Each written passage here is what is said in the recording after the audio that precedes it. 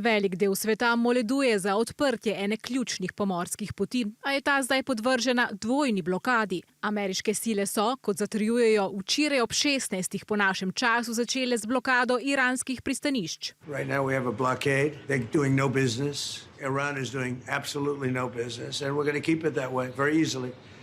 Don't forget, their navy is gone, their air force is gone. Ostalih plovil v Hormuški ožini, ki niso povezana z Iranom, naj ne bi ovirali.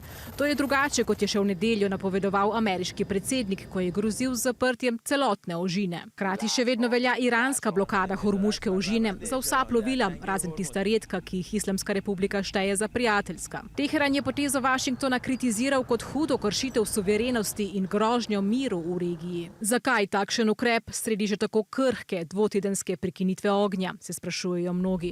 Poznavalci ocenjujejo, da želi Washington izčrpati Iran. Ta naj bi z izvozom nafte služil okoli 130 milijonov evrov dnevno.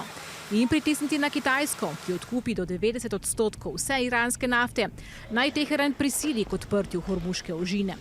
Peking je do ravnanja ZDA oster. 破坏本就脆弱的停火局面，并进一步冲击海峡通行安全，这是危险和不负责任的行为。